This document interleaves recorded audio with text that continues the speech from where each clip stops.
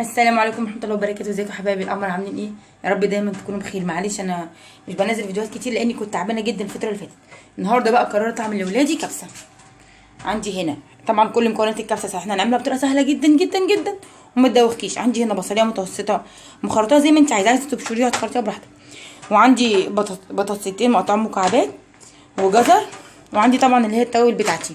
هنا عود قرفه، وعندي كم واحده قرنفل على حبهان، ورق لورا، بهارات فراخ، فلفل اسمر، ملح، بهارات كبسه. القرنفل ده اختياري بس صراحه بيفرق في الطعم كتير. وعندي هنا بالظبط عشان انا ولادي نص كيلو رز بسمتي اهوت، وعندي فرخه مقطعاها كده صغيره اهي. لو مش عايزه تحطي فراخ ممكن تحطي بانيه، لو بتستخدمي الدبابيس حطي دبابيس. الفرخه دي انا جايباها من بالليل ونقعها في ملح وخل ودقيق وليمون. لو مش عايزاها ممكن تستخدمي البانيه، لو مش عايزه بانيه ممكن تجيبي اللي هي الدبابيس او الوراك. يلا بينا نشوف هنعملها ازاي. هنا حبايبي انا مسكت الرز بتاعي غسلته كويس جدا ونقعته شويه على بال ما اخلص. طبعا الجزر والبطاطس ده اختياري، لو عندك خضار بزله الكبسه ما بتحطلهاش غير جزر، بطاطس، بزله، فاصوليا خضر، اكتر من كده لا. مش عايزه انت حره. انا هنا حطيت الحله بتاعتي اهي على النار. هنا بقى هعمل ايه؟ احنا هنعمل كله في حله واحده. حبه زيت صغيرين كده اهو، واول ما الزيت بتاعي يتقدح هشوح الفراخ فيه تشويحه، بس اول ما يتقدح جامد. دلوقتي الزيت بتاعي سخن فانا هنزل بالفراخ. دلوقتي يا حبايبي انا حطيتها هنا، انا هسيبها تتحمر هنا في الزيت ده، وبعد كده هبقى انزل عليها بالتوابل. دلوقتي شايفين يا حبايبي بعد ما اتحمرت معايا انا عايزاها باللون ده. دلوقتي شايفين الحله بتاعتي عملت ازاي. انا هشطفها بسرعه وارجع احطها فيها تاني واحط عليها بقيه التوابل. دلوقتي بقى حبايبي صراحه انا غيرت الحله بسرعه لان لقيت مفيش وقت على الفطار. انا هنزل بقى بالفراخ بتاعتي اللي انا حمرتها اهي كده هي في الحله، وهقوم جايه التوابل بتاعتي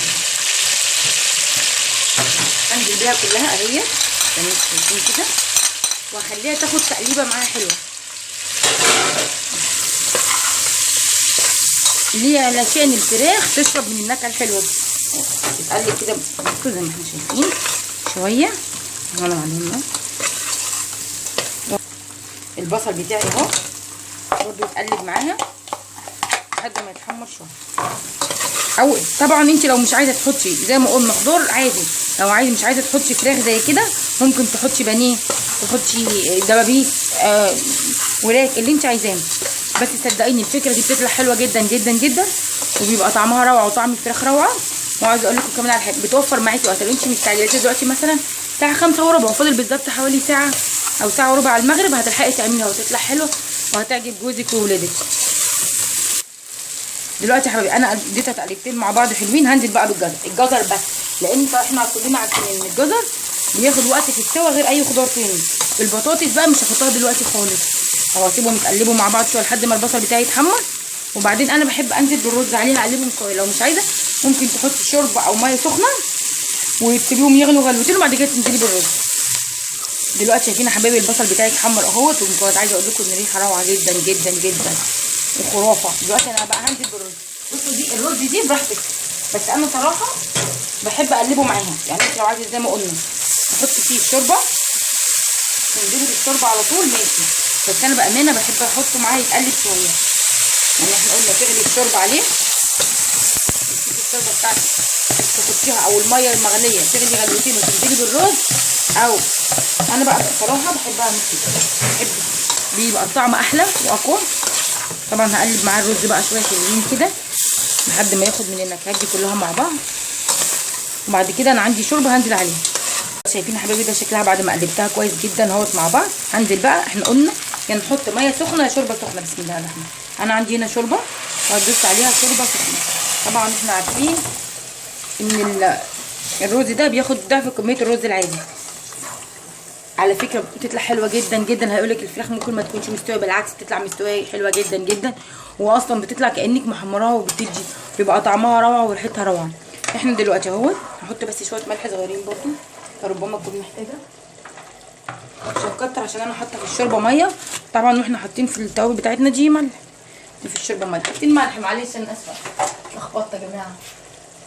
الصيام بقى كل سنه وانتم طيبين.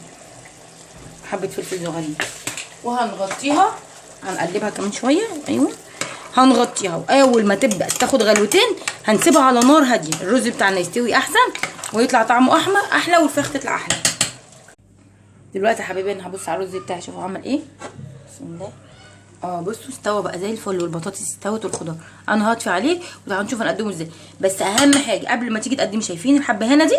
طلعيها عشان لو طلع جت في بق ولادك مش هيسكتوا زي ولادي. دلوقتي احنا هنطفي عليه ونشوف هنقدمه ازاي. دلوقتي يا حبايبي شايفين شكلها بقى عامل ازاي، وعايزه اقول لكم ان الريحه روعه وحلوه جدا جدا جدا وهتعجبكم، وما بتاخدش بالظبط ساعه وهتكون جاهزه. وبالف هنا وشوفوا، ما تنسونيش في الاشتراك والشير والتعليق في القناه بتاعتي. مع السلامه.